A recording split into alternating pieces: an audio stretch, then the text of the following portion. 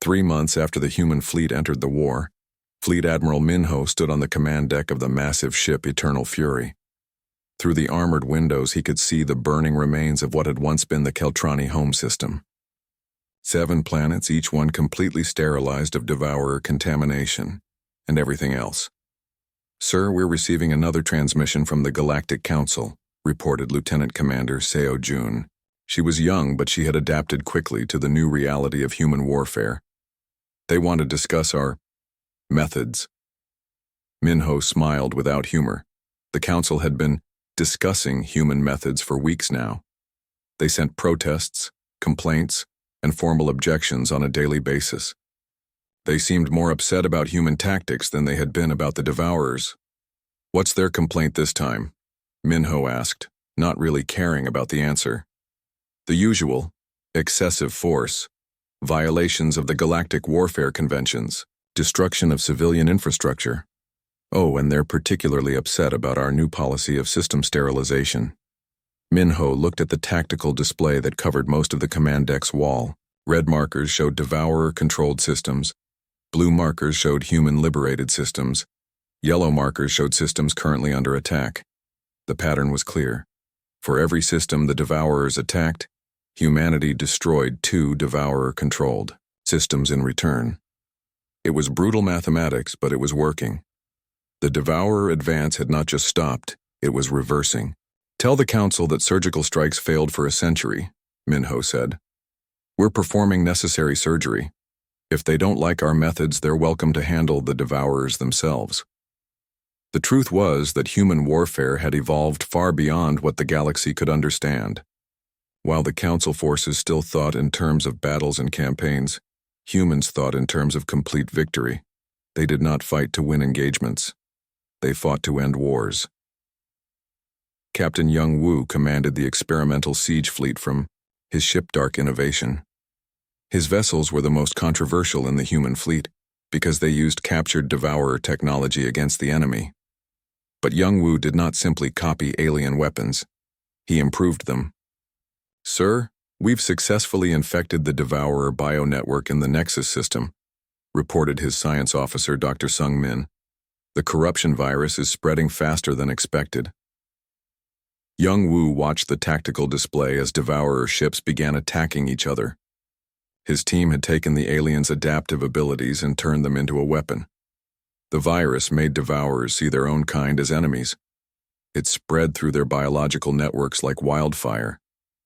"Excellent," Young Woo said. "How long until complete network collapse?" 14 hours, sir. After that, every Devourer in the system will be dead or insane." This was the kind of warfare that made the Council delegates sick to their stomachs. Humans did not just defeat enemies, they corrupted them. They turned the Devourer's greatest strength into their greatest weakness. On the ground, Colonel Nari led human forces in operations that the galaxy called liberation, but looked more like conquest. Her Marines did not simply drive Devourers off planets. They transformed those worlds into fortress bases that could never be taken again. "Ma'am, the Veltarian government is protesting our construction activities," reported Major Kijun. "They say we're building military installations on their sovereign territory." Colonel Nari looked out at the construction crews working around the clock. Giant machines were building bunkers, weapon platforms, and shield generators. When they were finished, this world would be able to fight off an invasion fleet single-handedly. "Tell the Veltarians that their sovereignty is guaranteed by human military force," Nari replied. "If they don't want our protection, they can ask the Devourers to leave them alone." That usually ended the complaints.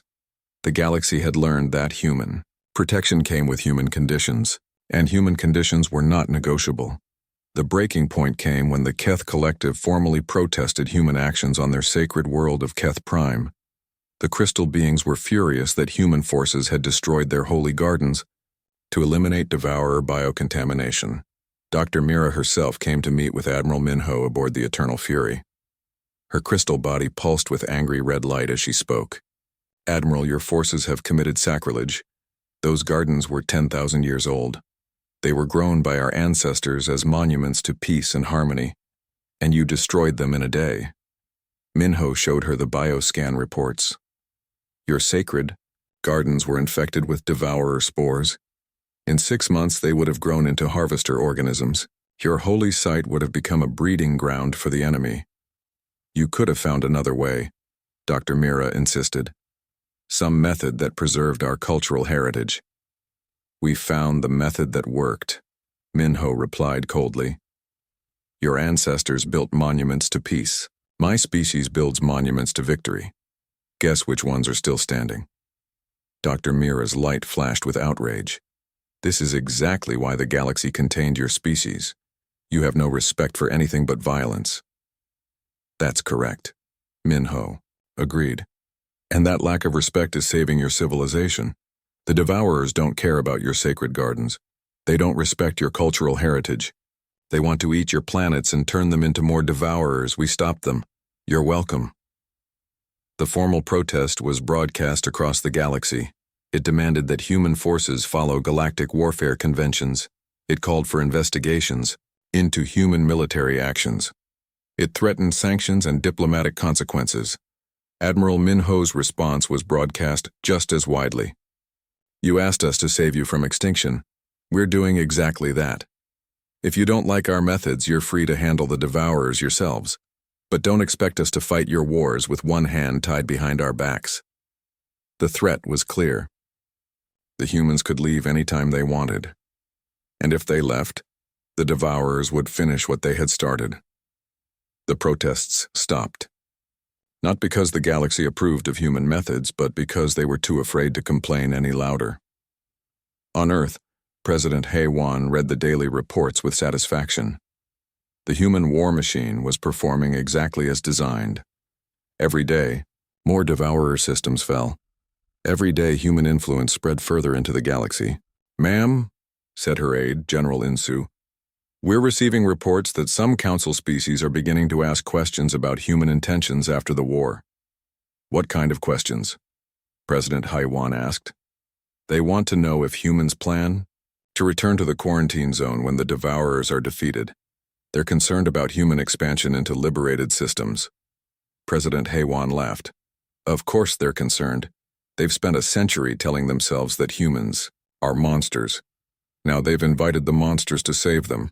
They're starting to realize that monsters don't go back in their cages voluntarily. The truth was that humanity had never intended to return to the quarantine zone. The galaxy had given them everything they had ever wanted.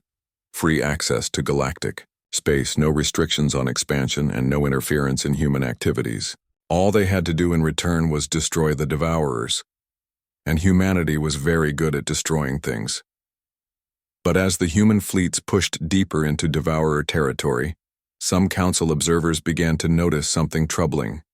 Human forces were not just destroying the enemy. They were claiming the territory they liberated. Every system touched by human ships became a human system. The galaxy had asked for salvation. But salvation, it turned out, came with a price. And that price was freedom. Colonel Choi Sung-min sat in his underground command center, staring at a map of the world covered in glowing dots. Each dot represented a research facility, military base, or technology center connected to his secret network. For 5 years, he had been building this system without telling anyone its true purpose. Activate Protocol 7, he said to his communications officer. Across the planet, hidden quantum transmitters came online. From CERN in Switzerland to the quantum labs in Tokyo, from NASA's secret facilities to the research centers in Moscow. Every major installation connected to a single encrypted network. This was Earth's greatest secret, a communication system that could coordinate the entire planet's scientific and military resources in minutes. Dr. Yoon Bo-ram worked frantically in her xenoarchaeology lab, studying the data fragments they had captured from alien communications. What she found made her blood run cold. The Galactic Council wasn't just demanding workers, they were following a pattern they had used many times before. Look at this, she said to her assistant, pointing at translated alien records on her screen. They call it integration protocol, but it's really systematic destruction of entire civilizations. The record showed 43 different species, all marked as successfully integrated. But when Yoon read deeper, She realized what integration really meant. The aliens would take the strongest and smartest members of each species as workers, then leave the rest to die slowly without their leaders and innovators. They're not conquerors, Yoon whispered. They're parasites. Kim Min-seo barely slept as she worked to understand the alien technology. Her team had expanded to include the best quantum physicists from around the world, all connected through Colonel Choi's secret network. Engineer Nam Tai-jun brought her coffee as she stared at equations that filled 3 large whiteboards. The breakthrough came when I stopped thinking of their ships as vehicles, Kim explained to the team. They're not flying through space. They're stepping outside of normal space entirely. They use dimensional gateways to travel instantly between star systems. Systems specialist Han So-young looked up from her computer. But if that's true, then our quantum network might be able to do the same thing. We've been accidentally building the same type of system. That's exactly what I think, Kim said. Earth's position in space sits at what they call a dimensional convergence point. Our planet is naturally connected to these other dimensions. We just never knew how to access them. Admiral Kang Dae-ho faced enormous pressure from world leaders who wanted to surrender to the aliens. In the emergency council meeting, representatives from several nations argued that slavery was better than extinction. We should accept their terms, said one delegate. At least some of humanity will survive. President Shin Yoon-ji stood firm. We will not condemn billions of people to slavery without exploring every option. Dr. Kim's research shows promise. With respect, Madam President, another delegate said, we're talking about theoretical physics against weapons that can destroy asteroids instantly. This is madness. Kang spoke up from his position at the conference table. Sometimes madness is the only sane response to an impossible situation. Give our scientists more time. The aliens weren't waiting patiently. They sent inspection teams to major cities around the world. Agent Lim Jae-ho coordinated a careful deception to hide Earth's real capabilities. He made sure the aliens saw only conventional weapons and basic space technology. In Beijing, alien inspectors walked through military facilities and saw tanks and fighter jets. In Washington, they examined nuclear weapons and seemed unimpressed. In Moscow, they observed satellite launch systems and dismissed them as primitive. Lim's teams had hidden all evidence of quantum research and dimensional experiments. They think we're still using chemical rockets and metal bullets, Lim reported to his superiors. They have no idea what we're really capable of. But Lim knew the truth. Humanity wasn't really capable of much yet. Kim Min-seo's theories were promising, but they hadn't built anything that could actually challenge the alien fleet. Dr. Park Ji-won tried to learn more about the Galactic Council through careful questioning during their communications. What she discovered was disturbing. The council consisted of 3 main species, but they all seemed afraid of something. Why do you consider rapid technological development a threat? She asked during one conversation. Vorthak speaker Krixtel's response was revealing. Species that advance too quickly become unpredictable. They develop weapons and ideas that can disrupt galactic stability. It is better to control such development before it becomes dangerous. Dangerous to whom? Park pressed. To the natural order, Krixtel said. The council maintains peace through proper management of lesser species.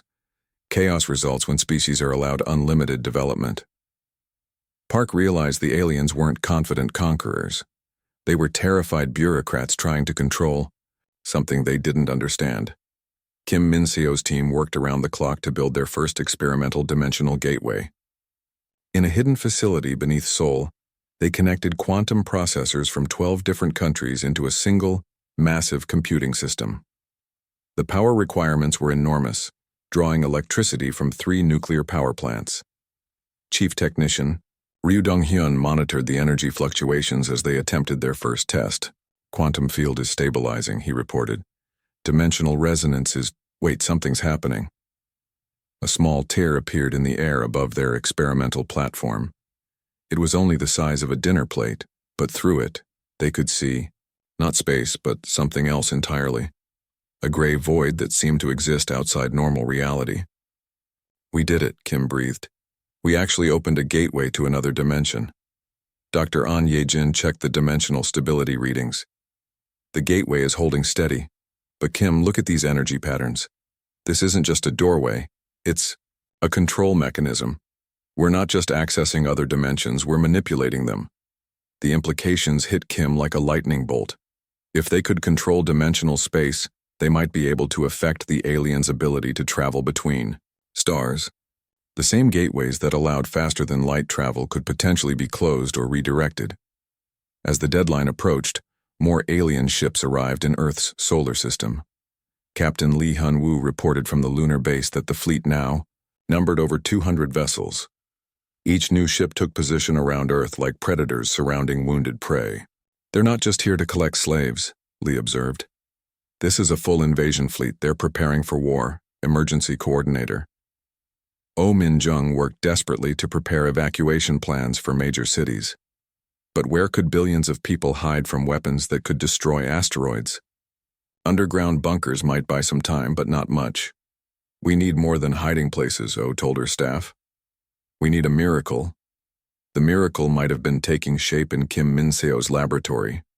Her team had successfully created 3 small, dimensional gateways, and they were learning to control where the gateways led. More importantly, they discovered that the gateways could be used defensively. Watch this, Nam Tae-jun said, firing a laser through one of their experimental gateways. The beam disappeared into the gray void and never came out the other side. Anything that goes through the gateway gets lost in dimensional space. That's it, Kim said suddenly. That's how we fight them. We don't need weapons that can destroy their ships. We just need to make their weapons disappear. But they had less than 24 hours to scale up their small laboratory experiment to protect an entire planet. Kim looked at the massive quantum network Colonel Choi had built and realized it might be possible if they could coordinate every quantum processor on Earth to work together simultaneously.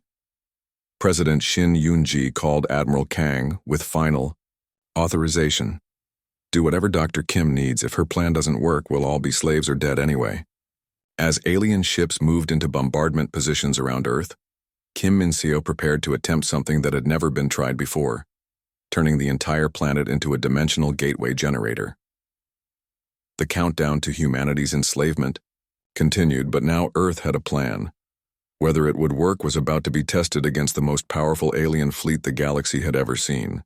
1 year after humanity entered the war, Fleet Admiral Min-ho stood in a place no galactic being had ever seen. The bridge of his flagship looked out over the Devourer home galaxy, a twisted spiral of consumed worlds and biomechanical nightmares. Around him, the greatest human fleet ever assembled, prepared for the final battle. Sir, we've located the Queen's Nest world, reported Commander Tae-young. It's the size of a gas giant, completely artificial. Bio readings indicate approximately 50 billion Devourer organisms. Min-ho studied the tactical display. The nest world was protected by thousands of bioships, each one the size of a human dreadnought. It should have been an impossible target, but humanity had spent a year learning how to kill Devourers efficiently. Signal the fleet, Min-ho ordered. We're ending this today. No survivors, no prisoners, no mercy. The final battle was less a fight than an execution.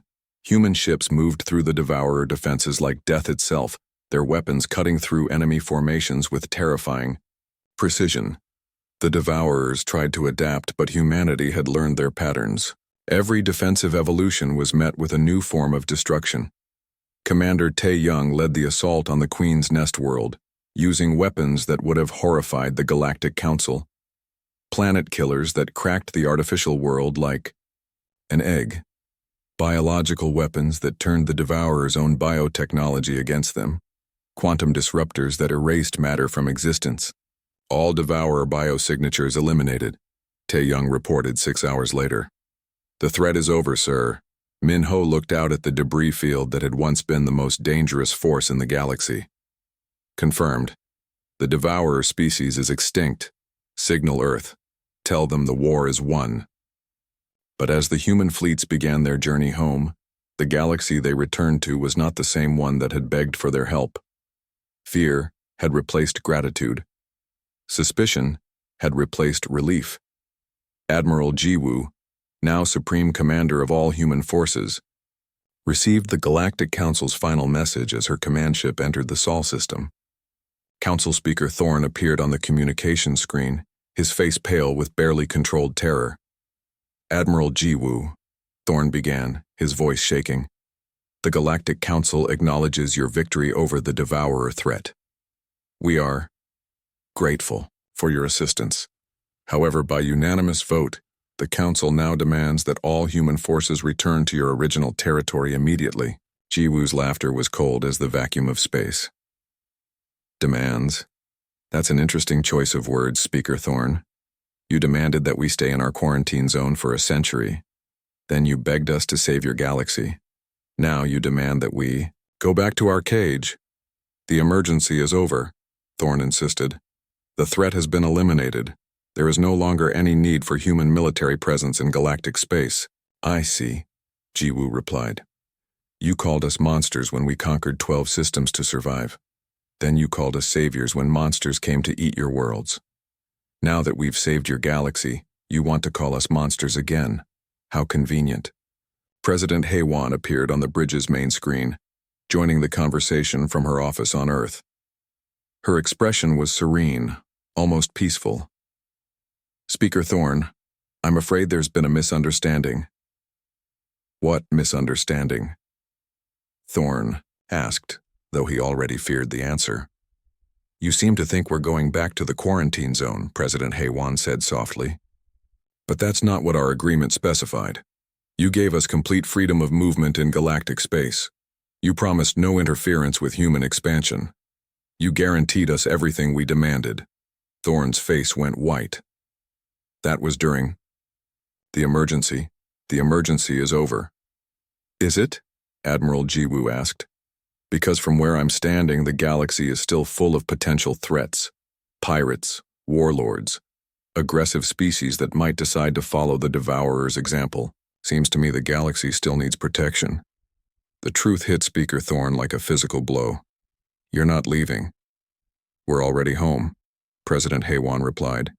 Every system we liberated from the Devourers is now under human protection. Every world we saved now flies human flags. We kept our part of the bargain. We saved your galaxy. Now we're going to keep it safe. The response was swift and predictable. Across the galaxy, human forces revealed the true extent of their presence. Every system they had liberated was now a human system. Every world they had saved was now a human world. The liberation had been a conquest, and the galaxy was just now realizing it. On Nexus Prime, emergency sessions of the Galactic Council devolved into panic. Some delegates called for military action against human forces. Others pointed out that human forces had just destroyed an enemy that the entire galaxy could not defeat. What can we do? Asked Dr. Mira, her crystal body pulsing with frightened light. They have our technology now. They've seen our weaknesses. They know exactly how to defeat us. Admiral Hayek, who had witnessed the first human battle, stood before the assembly. We can do nothing, he said quietly. We asked them to save us. They did. We promised them everything they wanted in exchange. Now they have it. But surely we can negotiate, insisted General Crix. Offer them trade agreements, set up diplomatic relations, find some compromise. Compromise? Admiral Hayek laughed bitterly. You still don't understand what we're dealing with. Humans don't compromise. They win. They've been trying to expand into the galaxy for a century. We stopped them with force. Now they've expanded anyway, and we invited them to do it. The final irony was not lost on the Council. They had built the quarantine zone to contain humanity's expansion. Now humanity controlled more territory than they had ever dreamed of conquering. Commander Dong-hyun, now promoted to Admiral, stood on the bridge of his flagship above the world that had once been the Council's military headquarters. His orders were simple: maintain order, protect human interests, and ensure that the galaxy remained stable. Sir, reported his tactical officer, we're detecting some minor unrest on the planet below. A few protests against human occupation. Not occupation, Admiral Dong-hyun corrected. Protection. We're protecting them from future threats. Make sure the protesters understand that. The protests stopped quickly. Not because the protesters changed their minds, but because they realized That human protection was not optional. It came whether they wanted it or not.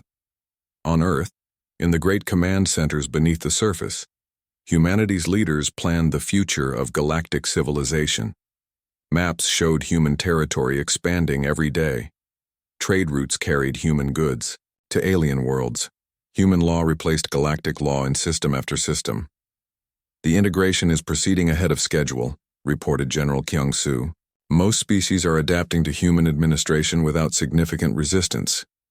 Good, said President Haewon. Fear is a powerful motivator. They've seen what happens to species that threaten galactic peace. They don't want to become the next devourers. Admiral Jiwoo smiled as she reviewed the reports. The galaxy pleaded for peace from the devourers. We gave them peace, permanent peace, human peace, and across the galaxy on thousands of worlds under human protection, alien civilians went about their daily lives in safety. They had food, shelter, security, and order. All they had given up was freedom. The devourers were gone. The threat was over. The galaxy was at peace. The humans had kept every promise they made. They had saved galactic civilization from extinction. They had eliminated the devourer threat completely. They had brought peace to the galaxy. They had simply never promised that it would be a free peace. In the end, the Galactic Council learned a truth that would echo through history. When you unleash monsters to fight monsters, the last monster, standing, inherits the battlefield. And humanity had always been very good at being the last one standing. The galaxy had pleaded for peace. Humanity had answered with fire and war. And now, as human ships patrolled the space lanes and human law governed alien worlds, the galaxy finally had the peace it had begged for. It was not the peace they had wanted, but it was the peace they deserved. And it was the peace they were going to keep whether they liked it or not. The age of galactic independence was over. The age of human order had begun. And somewhere in the depths of space, new threats waited to test that order. When they came, humanity would be ready. After all, the galaxy had already learned to call them when monsters needed killing, and humanity was always happy to oblige. The Zerion system was dying. From her command chair aboard the Council battleship Harmony, Admiral Hyuk watched the Devourers strip the fourth planet bare. Massive biomechanical creatures, each the size of a city, crawled across the surface like metal insects. They consumed everything: rock, metal, atmosphere, even the planet's magnetic field. "Sir, the evacuation ships are almost clear," reported Commander Veltar. "But the Devourers have noticed them. 3 harvester swarms are moving to intercept." Hyuk clenched his primary hands in frustration. The Council fleet had been fighting the Devourers for 6 hours, achieving nothing. Their weapons barely scratched the enemy's adaptive armor. Every tactic they tried, the Devourers learned to counter within minutes. "Council forces, this is Admiral Su Jin of the Human Task Force. We're entering the system now." Hyuk looked at his tactical display. The human fleet was approaching fast, much faster than any ship should be able to travel. 12 vessels, each one massive and dark, painted in colors that seemed to absorb light. "Admiral Su Jin, this is Admiral Hyuk. Thank the stars you're here. We need to coordinate our attack. The Devourers have adapted to all our weapons. We've prepared a briefing on their defensive capabilities and—" "Negative." Su Jin's voice was cold and sharp. "No briefings, no coordination. You called us to solve your problem. Stay out of our way and let us work." Admiral Hyuk felt a chill run down his spine. "But surely we should share tactical data, work together, plan a coordinated assault." "Admiral," Su Jin replied, and Hyuk could hear something like amusement in her voice. "Your coordinated assaults are why you're losing. Watch and learn." The human ships moved into attack formation, but it was unlike anything in Council military doctrine. Instead of spreading out to minimize damage, they clustered together. Instead of taking defensive positions, they accelerated directly toward the largest concentration of Devourers. "Are they insane?" whispered Commander Veltar. "They're heading straight into the heaviest enemy formations." Admiral Hyuk was beginning to understand why the galaxy had been afraid of humans. Their first instinct was not to find the safest way to win. It was to find the most devastating way to destroy their enemies. The human flagship, Retribution, was a kilometer long and bristled with weapons that violated 3 different galactic warfare conventions. As it approached the Devourer swarm, Admiral Su-Jin gave her orders. All ships weapons-free. Rules of engagement are simple. Kill everything that's not us. What happened next burned itself into the memory of every Council observer. The humans opened fire with weapons that defied everything the galaxy thought it knew about warfare. Antimatter torpedoes, banned by galactic law for their indiscriminate destruction, turned Devourer bioships into expanding clouds of superheated plasma. Gravitational disruptors considered too dangerous for use near planets tore enemy formations apart at the molecular level. But the most terrifying weapons were the ones that seemed almost simple. Human kinetic rounds that moved at impossible speeds, punching through Devourer armor like it was made of paper. Energy beams that didn't just destroy targets but erased them from existence. Impossible, breathed Dr. Mira, the Keth observer aboard Admiral Hyuk's ship. Those weapons should not exist. The energy requirements alone. The humans have had a century to develop new technology, Hyuk replied, watching a Devourer hive ship, the size of a moon crack apart under human fire. We contained them, but we didn't stop them from thinking. Commander Dong Hyun led the human fighter squadrons in an attack that was part tactical maneuver, part insane charge. His small craft dove through clouds of Devourer drones, their weapons switching types every few seconds. Adaptive armor? Dong Hyun laughed over the open channel. Let's see you adapt to this. His fighters deployed cluster munitions that split apart and reformed in mid-flight, each submunition changing its attack pattern faster than any biological system could adjust. The Devourer drones, which had been invincible against Council weapons, fell like rain. For the first time since entering the galaxy, the Devourers did something they had never done before. They tried to retreat. Admiral Su-Jin would not let them. All ships pursue and destroy. I want no survivors, no prisoners, no intelligence gathering. We're not here to study these things, we're here to exterminate them. The human fleet chased down every fleeing Devourer ship. When the bioships tried to hide in the asteroid belt, human vessels followed them into the rocks and destroyed them there. When Devourer escape pods launched toward deep space, human fighters hunted them down one by one. In 4 hours, the entire Devourer force was annihilated. Not defeated, not scattered, not driven off. Completely destroyed down to the last drone. Admiral Hyuk stared at his tactical display, which now showed empty space where hundreds of enemy contacts had been. Admiral Su-Jin, that was incredible. How did you achieve such complete destruction? By not fighting fair, Su-Jin replied. Your people fight with honor. You give warnings, you follow rules, you show mercy. The Devourers don't understand any of that. They only understand strength and destruction. So that's what we gave them. As the human fleet regrouped, Admiral Hyuk sent his initial report to the Galactic Council. His message was simple but ominous. The humans have won their first engagement. The Devourer force is completely eliminated, but I fear we may have traded one nightmare for another. On the bridge of the Retribution, Admiral Su-Jin was already planning her next move. The Council wanted the Devourers stopped. That was exactly what humanity would do. But humanity would do it their way, with their methods, according to their rules. And humanity's rules were very simple. Win completely, destroy utterly, and never leave enemies alive to threaten you again. Commander Jae-ho, Su-Jin's tactical officer, brought up the next target system. Admiral, we've detected 3 more Devourer fleets moving toward the galactic core. Council forces are requesting our assistance. Of course they are, Su-Jin said with a cold smile. They've remembered why they used to need us. Signal the fleet. We're moving to intercept. And send a message to Admiral Jiwoo on Earth. What should the message say, sir? Tell her the war has begun. And tell her the galaxy is about to remember what human warfare looks like. As the human task force jumped to hyperspace, leaving the Zarian system clean of all Devourer presence, Admiral Hyuk remained behind to coordinate the rescue of surviving civilians. But his mind was not on humanitarian efforts. He was thinking about the weapons he had seen, the tactics he had witnessed, the absolute ruthlessness of human military doctrine. The devourers consumed planets and turned them into more devourers. The humans consumed enemies and turned them into nothing at all, and the humans were just getting started. From her observation post on the bridge, Dr. Mira pulsed with worried light. "Admiral, what have we done?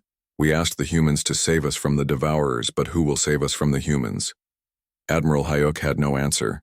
He was beginning to suspect that was the wrong question. The right question was simpler and more terrifying. Did they want to be saved from the humans? Or were they already too afraid to try? The galaxy had pleaded for peace. Humanity had answered with fire and war.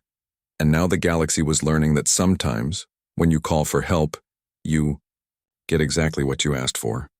Admiral Kang Dae-ho stood on the bridge of the Sol Rising and watched something impossible appear in space. The alien ship was bigger than Earth's moon. Its crystal surface glowed with strange blue light that hurt to look at directly. Around him, his crew worked at their stations with quick, nervous movements. "Sir, the object just appeared out of nowhere," reported Captain Lee Hyun-woo from the Lunar Defense Base. His voice crackled through the communication system. "Our sensors couldn't detect it until it was already there." Kang Dae-ho had been preparing for this day for 3 years. Ever since humanity's first contact with alien signals, everyone knew visitors would come eventually, but nobody expected them to arrive like this in a ship so massive it blocked out the stars. "All stations, maintain alert status," Kang ordered.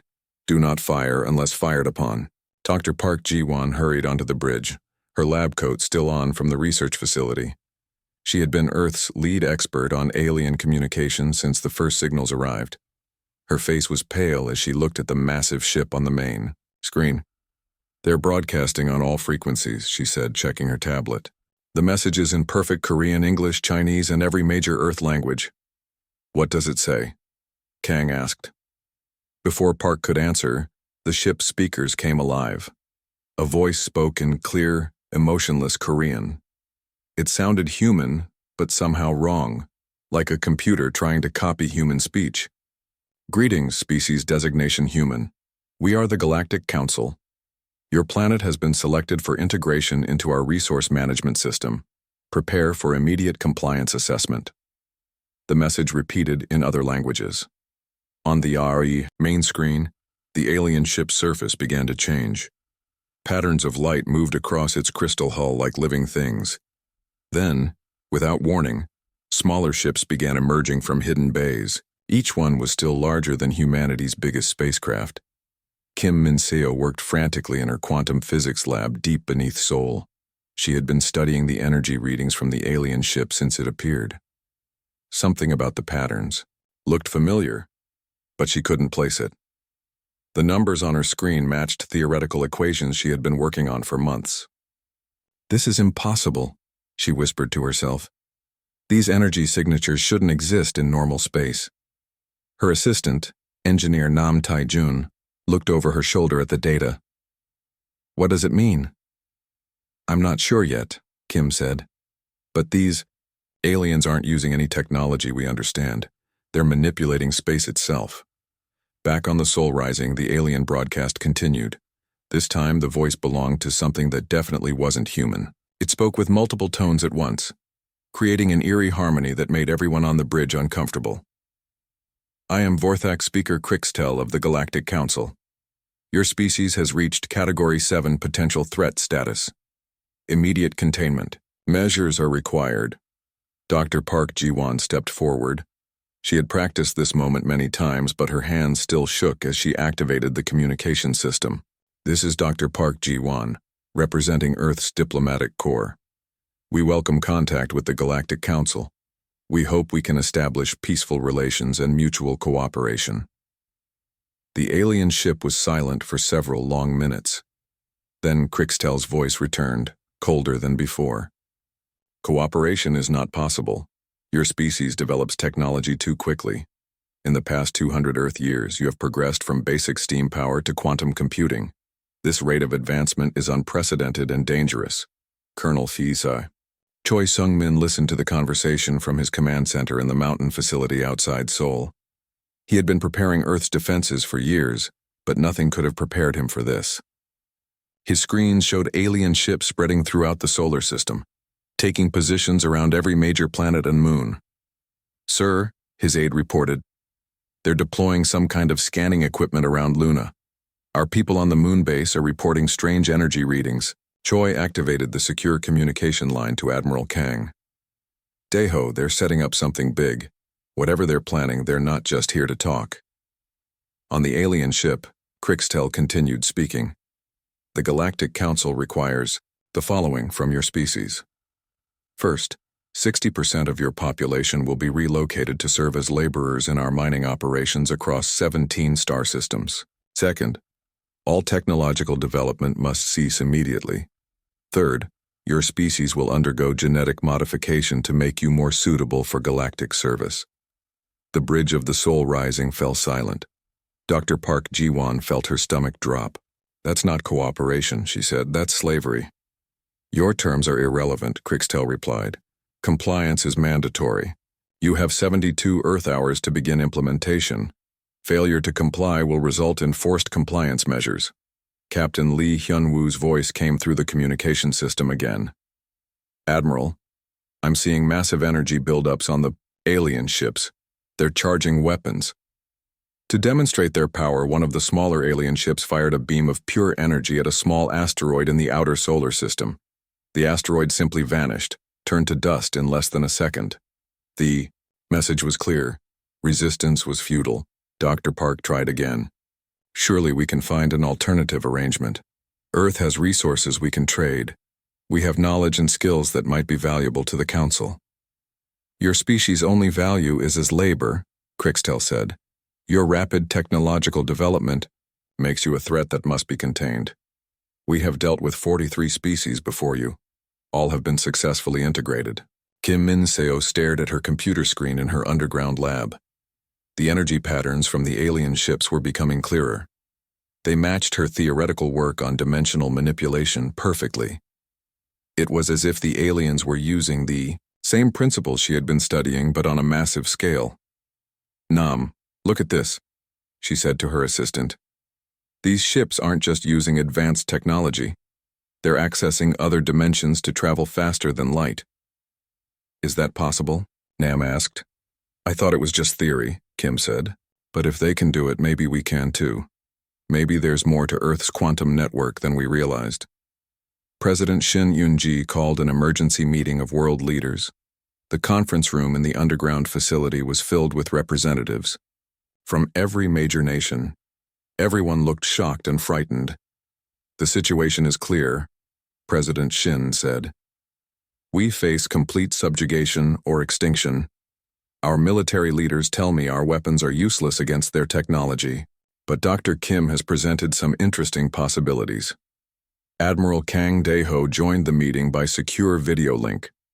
The alien fleet now numbers 50 ships. They're positioning themselves for what looks like a planetary occupation. We have less than 3 days to find a solution.